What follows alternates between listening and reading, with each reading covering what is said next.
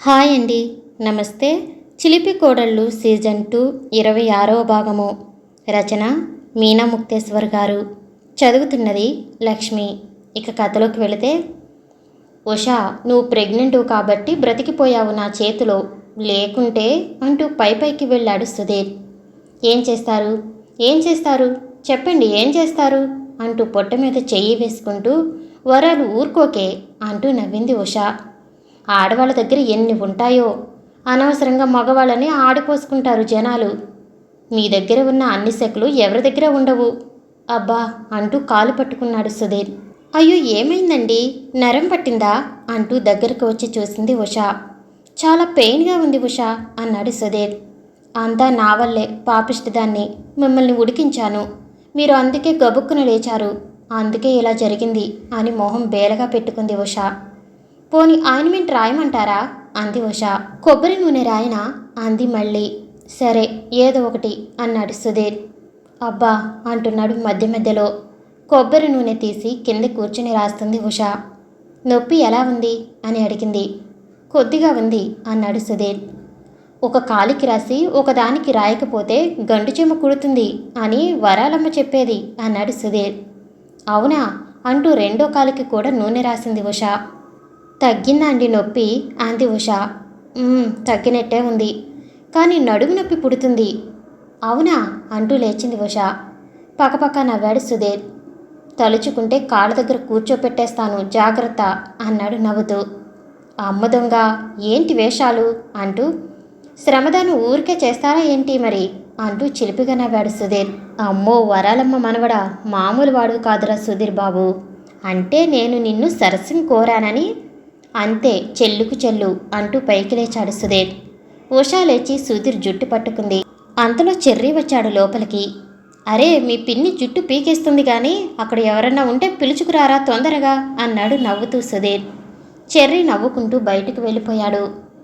ఉదయం స్నానాల కార్యక్రమాలు ఎవరూ లేవకముందే పూర్తి చేశారు ప్రమోద్, ప్రణతి. అమ్మాయిని కాపురానికి తీసుకువెళ్ళటానికి ఉదయాన్నే శ్రీకర్ గారు, సౌమ్య వచ్చారు. దూరాభారం అయ్యేసరికి సారే అన్నీ రెడీ చేసి ఉంచేశారు ప్రశాంతి గారు, కోడళ్ళు. పెందల కడనే అందరూ టిఫిన్ కార్యక్రమాలు ముగించారు. సుమకు, ఉత్తేజకు చాలా బాధగా ఉంది ఆ రోజు. ప్రణతి హుషారుగా ఆనందంగా కనిపించింది అందరికీ. కొత్త జంట ఇద్దరూ కన్నుల పండగ ఉన్నారు. అమ్మయ్య అనుకుంది ఉమా.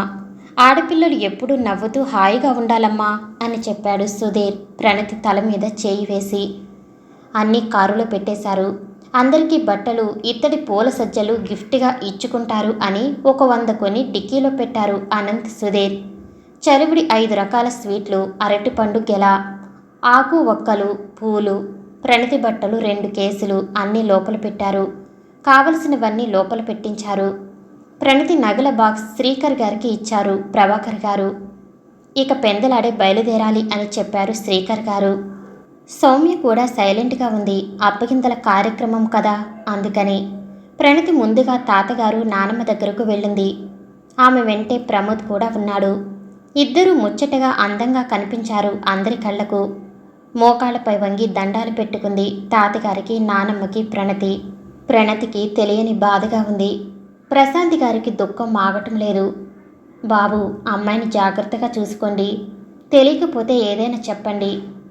ప్రాణం ఒక ఎత్తుగా పెంచుకున్నాము ఎన్నాళ్ళు అంటూ కన్నీళ్లు పెట్టుకున్నారు ప్రశాంతి గారు.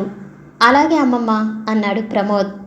బాధపడకమ్మా ప్రణతి, నువ్వు వెళ్ళేది మీ అత్తగారింటికి, ఆనందంగా ఉండు అంటూ కళ్ళు తుడుచుకున్నారు ప్రభాకర్ గారు. లోపల ఉండి కంటికి మింటికి బాధపడుతున్న సుమను పిలిచింది ప్రశాంతి గారు. కళ్ళు తుడుచుకుని చిరునవ్వు పైకి తెచ్చుకొని వచ్చింది సుమ. వెళ్ళొస్తా నాన్నగారు. వెళ్ళొస్తా అమ్మా అంటూ ప్రణతి తల్లిని కౌగిలించుకుంది. జాగ్రత్త అమ్మా ప్రణతి, అత్తయ్య గారు ఏం చెప్పినా కాదనకుండా చేయాలి, అందరితో చక్కగా కలివిడిగా ఉండాలి అని చెప్పి ఇక చెప్పలేక ఏచేసింది సుమ. బావగారు, అమ్మాయికి అన్యం పుణ్యం తెలియదు, మీరే మంచి చెడ్డ నేర్పాలి అంటూ కళ్ళనీళ్లు పెట్టుకున్నాడు ఉత్తేజ్. భలేవారు బావగారు, ఇక నుంచి ప్రణతి మా అమ్మాయి. సుమను చూస్తూ చెల్లాయి వంటిదే అంజలి కూడా అని చెప్పి నవ్వారు శ్రీకర్ గారు. తల్లిదండ్రులిద్దరికీ కాళ్లకు నమస్కరించుకుంది ప్రణతి. వారిద్దరికీ దుఃఖం ఆగలేదు. అనంత్, ఉమా దగ్గరకు వెళ్ళింది ప్రణతి. బాబాయ్ పిన్ని వెళ్ళి వస్తా అంటూ కళ్ళనీళ్ళు పెట్టుకుంది ప్రణతి. జాగ్రత్తమ్మా, అందరితో కలిసిమెలిసి ఆనందంగా తెలివిగా ఉండమ్మా అన్నాడు అనంత్. ప్రణతి ఏదైనా ఆలోచించుకుని తెలివిగా ఉండాలి అని చెప్పింది. ఉమకు కూడా దుఃఖం ఆగలేదు. సుధీర్ ఉష దగ్గరకు వెళ్ళింది ప్రణతి. చిన్నప్పుడులా అందర్నీ ప్రశ్నలతో వేధించుకురా అంటూ చిరునవ్వు నవ్వాడు సుధీర్. అమ్మాయి జాగ్రత్త ప్రమోద్ అని చెప్పాడు సుధీర్. పక్కకి తిరిగి కళ్ళు తుడుచుకున్నాడు సుధీర్. అది గమనించిన ఉషకు ఏడుపు ఆగలేదు. జాగ్రత్తగా ఉండు ప్రణతి, ధైర్యంగా ఉండు, అందరితో కలిసిమెలిసి ఉండు అని చెప్పి కళ్ళనీళ్లు పెట్టుకుంది ఉష.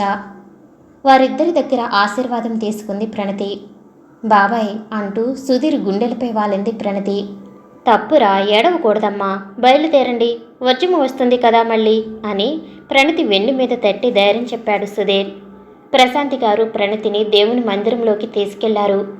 నమస్కరించుకోమ్మా మనస్ఫూర్తిగా, ఆ భగవంతుడిని, కొత్త జీవితానికి రక్షణగా ఉంటాడు అని చెప్పింది. శ్రీకర్ గారు సౌమ్య అందరికీ చెప్పేశారు. ప్రమోద్ ప్రణతి చేయి పట్టుకుని జాగ్రత్తగా తీసుకుని వెళ్ళాడు. అతనికి మనసు బాధగా ఉంది. ఆడపిల్ల అప్పగింతలు ఇంత బాధాకరంగా ఉంటాయా అనిపించింది ప్రమోద్కి. చెర్రీకి చాలా బాధ కలిగింది అక్క వెళుతుంటే. వాడికి కళ్ళు నీళ్లు తిరిగాయి. ఉష ప్రణతి చెవిలో, ఈసారి వచ్చేటప్పటికి నెల తప్పాలి అని చెప్పింది కళ్ళు తుడుచుకుంటూ. అందరికీ ఆనందం, బాధతో కూడిన సందర్భమైంది అప్పగింతలు. ప్రమోద్ ఒక పక్కకి వస్తే సుధీర్ చెప్పాడు, జాగ్రత్త ప్రమోద్, ప్రణతిని కంటతడి పెట్టనివ్వకు, పుట్టిల్లు గుర్తు రాకుండా చూసుకోవాలి అంటూ మంచి చెడ్డ చెప్పాడు 4 మాటలు. ఉత్తేజ్ సుమకు దుఃఖం ఆగట్లేదు వారిద్దరికీ. ఉత్తేజ్ వైపు అన్నదమ్ములిద్దరూ నుంచున్నారు. సుమ దగ్గర తోడికోడళ్ళు నుంచున్నారు. ప్రభాకర్ గారు ప్రశాంతి గారు దగ్గర చెర్రీ నిలబడ్డాడు. అందరూ టాటా చెప్పారు. టాటా చెప్పి అందరి వైపు చూస్తూ బాధపడుతూ ఉంది ప్రణతి. అంజలిదేవి గారు ఇంటి దగ్గర కోడలికి మంచి ఆహ్వానానికి సిద్ధం చేస్తుంది. ఎంతో మురిసిపోతుంది కోడలు ఇంటికి వస్తుందని. అంతలో పక్కింటి ఆమె, కోడలు వస్తే కోడలు పెత్తనమైపోతుందిగా అంటూ నవ్వింది. ఒకప్పుడు నేను పెత్తనం చేయలేదా, వచ్చి అలానే ఈరోజు తను చేసిన పెత్తనం తప్పులేదు అన్నారు అంజలి గారు నవ్వుతూ. చిత్రంగా మాట్లాడుతున్నారు అంజలి గారు అన్నది ఇంకొక ఆమె. ఇందులో చిత్రం ఏముందమ్మా, కోడలని ఎంత ఆప్యాయంగా మనం ఆహ్వానిస్తున్నామో అంత ఆనందముగా ఉంటుంది ఆ ఇల్లు. కూతుర్ని పంపేటప్పుడు తల్లిగా అంత వేదన పడే ఆడది వచ్చే కోడలి విషయంలో అంత ఆనందపడితే అలాంటి ఇల్లు స్వర్గంలా ఉంటుంది అని చెప్పింది అంజలి గారు. మా కాలంలో నేనెరుగని తల్లి ఎలాంటివి అన్నది ఒక బామ్మగారు. కోడలంటే కుక్కిన పేనులా పడి ఉండాలి, పెత్తన మనదే అవ్వాలి, గుప్పెట్లో పెట్టుకోవాలి, లేకుంటే ఇంకేమైనా ఉందా అన్నారు బామ్మగారు. అందువల్ల మీరు సాధించింది ఏముంది బామ్మగారు, గొడవలు, అలకలు, కొట్లాటలు, విడిపోవటం, ఇక్కడ ప్రేమ అనేది ఎక్కడ ఉంది? మీరు పెత్తనంలో ఉంచుకున్నారు అనుకున్న కోడలు నీ దగ్గర నెల కూడా ఉండకుండా పారిపోయింది. అందులో మీరు ఏం సాధించారు? వేరు కాపురానికి ఒక ఖర్చు, మీ ఇంటికి ఒక ఖర్చు, భరించేది మీ అబ్బాయి కదా. కొడుకు అన్న ప్రేమ లేదా మీకు? కోడలు అన్న ప్రేమ రాదా ఇక? ఇవి మన దగ్గర లేనప్పుడు మనల్ని వాళ్ళు ప్రేమించాలి అనుకోవటం తప్పే కదా అంటూ నిజాలు చక్కగా నవ్వుతూ చెప్పింది అంజలి గారు. అర్థం చేసుకోండి, చాలా చిన్న లాజిక్. కూతురు అత్తారింటికి వెళితే బాధపడే తల్లి కోడలు ఇంట్లో అడుగు పెడితే సంతోషపడితే అప్పుడు ఆ బాధ తగ్గుతుంది, ఆ ఇల్లు స్వర్గంలా ఉంటుంది అని చెప్పారు అంజలి గారు. ఇరుగు పొరుగు వాళ్ళు అందరూ అలా పలకరించి అంజలి గారిని వెళ్ళిపోయారు. కోడలు వస్తుందంటే చాలు ఎవరు ఒకరు ఏదో ఒకటి నేర్పాలని చూస్తారు. నీ కొడుకు దాని కొంగు పట్టుకు తిరుగుతాడు. నీ కొంగు నీ భర్త పట్టుకుంటేనే కదా నీ కొడుకు వచ్చింది, అది అర్థం కాదా? నిజమైన ప్రేమతో మెలగాలి, తప్పు ఉంటే చెప్పాలి కోడలికి నిదానంగా, ఇది కాదు అది అని వివరంగా వారికి నేర్పాలి. తెలుసుకుంటే మన మనిషి, తెలుసుకోకుంటే వారి సంసారం వారిది. అంతేగాని వారి ప్రేమకు ఎప్పుడూ అడ్డు రాకూడదు మనం. అలా అడ్డు వచ్చి ఎవరిని బాధ పెట్టేది? మనం మన కొడుకుని, కోడల్ని, మనవడు మనవరాలిని. ఆ విషయం పెద్దవాళ్ళు ఎప్పుడూ మర్చిపోకూడదు. అలాగే వచ్చిన కోడలు అత్తను తల్లిగా అనుకుంటే అసలు సమస్యలు రావు అని నవ్వుకుంది అంజలీదేవి గారు. ఇరుగు పొరుగుతో సఖ్యతగా ఉండాలి, చెప్పుడు మాటలు నమ్మకూడదు. ఇంట్లో వాటిని బయట వారికి చెప్పుకుంటే లాభం ఏముంటుంది? ఇల్లు రచ్చ అవటం తప్పితే. 10 మందికి 10 రకాలుగా చెప్పేవాళ్ళు తమ ఇంటి జోలికి వస్తే ఒక్కొక్కరు ఊరుకోరు అసలు. అందుకే మన ఇల్లు మన గుప్పిట్లోనే ఉంచుకోవాలి, ఇరుగు పొరుగుకి అవకాశం ఇవ్వకూడదు. అలాగే ప్రేమను ఆనందాన్ని దూరం చేసుకోకూడదు. అలా చేసుకున్న కుటుంబం వాళ్ళు తెలివిగల వాళ్ళు అంటే అస్సలు నమ్మాల్సిన అవసరం లేదు. అందరూ కలిసి ఉండి జయించి చూపించిన ఇల్లు గొప్పది అనుకోవాలి. తప్పదు అనుకున్నప్పుడు ఇలాంటివి తప్పవు. ఉద్యోగాల వల్ల దూరంగా ఉండే కొడుకుల కుటుంబాలు అలా అయినా ఎప్పటికప్పుడు కలుస్తూ ఒకరికొకరు ప్రేమలు పెంచుకుంటూ పంచుకుంటూ పోవాలి. ఇక ఈ రోజుకి ఇంతేనండి. మిగిలిన కథ తర్వాయి భాగంలో వినిపిస్తాను. నేను వినిపించే ఆడియో కథలు మీకు నచ్చినట్లయితే ప్లీజ్ షేర్ అండ్ లైక్, అలాగే మీ అభిప్రాయాన్ని కామెంట్స్ ద్వారా తెలియజేయండి. Thank you for watching.